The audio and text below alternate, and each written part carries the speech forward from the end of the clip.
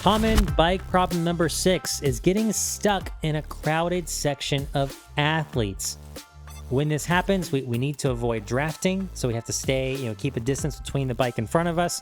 But we also don't want to get slowed down by people. Some people, whether it's intentionally or not, you try to pass them, and all of a sudden they speed up, and now you're getting caught in a drag race, trying to pass them, trying to burn a match just to get around somebody.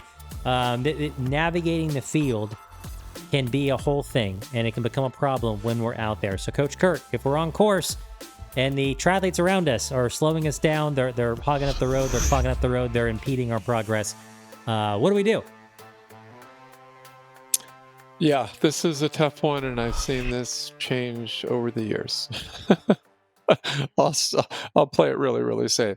When we have those crowded conditions with athletes and you kind of get in a situation where you're trying to avoid drafting, I would say the number one thing is just play it cool. In other words, don't burn your matches. Don't become, a situation where you're just becoming very, very vocal. It's better just to play it cool, maintain your integrity, and be patient and be objective. And it sounds real easy in theory because things can happen out on a race course that you see a group of people going by that are in a pack and everyone knows what they're doing, but it's like, well, I need to again be very objective here. The thing I've learned when that happens is I'm going to start with just safety. I've seen this through the years, and it's no hit on triathletes, but generally speaking, that we're not riding the Tour de France. We're not riding every single day in large groups in very close proximity. We are on tri bikes. We've got a lot of stuff on. And sometimes just that etiquette probably is not going to be the best. Plus, we haven't ridden in a group before, and it's a lot different than if you look at, or say, a road race. So I've learned that it's better to do your best to give space on the front, on the sides, and the back, and always kind of have your head up and be on guard because it's very easy that if your back wheel gets hit, you're going to go down. And that's a terrible sound. I've heard it so many times when someone just says, "Oh, poop," and they go over the handlebars and someone's down and someone's down. You can see it on TV and it's like, wow, that looks really, but when you're actually there and you hear it, it's even worse.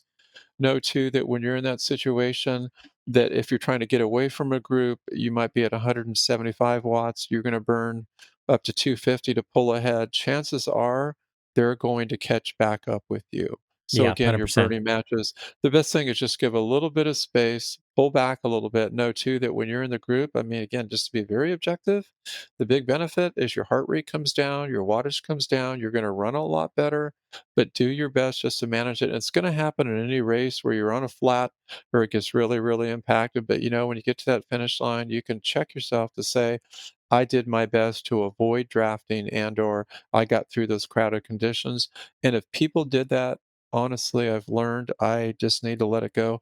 They have to live with that. And if they can look in the mirror to say it was a time trial, I did my best, it's better just to let the chips fall.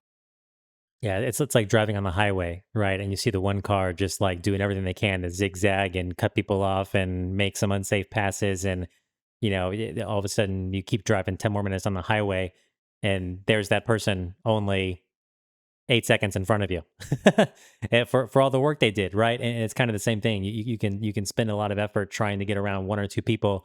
And then as you're rolling through the next aid station, that person's still right behind you and they didn't spend all the effort that you did. So really great points there, Kurt. I always try to remind myself, particularly in middle distance and full distance triathlon, I try to remind myself that, okay, I might not be thrilled with what the pack conditions are at this present moment, but it's going to change. And within a mile or two, right, the bikes around you, the people around you are almost always going to totally change, whether it's you going around some people or the crowd thinning out. So usually when you kind of get stuck and bogged down, it's very temporary. So just be patient, play the long game. Like Kurt said, the time you're going to lose is going to be negligible compared to keeping your cool, keeping your heart rate down.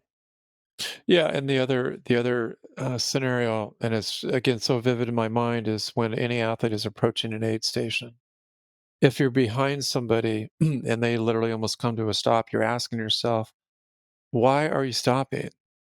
So you want to, as you approach an aid station, have your head up. I always keep one hand on a brake just in case, and you Yeah, have to kind great of point. be Be a little defensive, meaning that you're defending yourself and you're doing that defensive driving because they don't know what's behind them and it's you. So give yourself a little bit of grace versus, hey, I'll just kind of steamroll through this aid station and cuss and swear at everyone. That's not good karma. That's not good energy. So just be prepared at aid stations, especially if you see people starting to stop.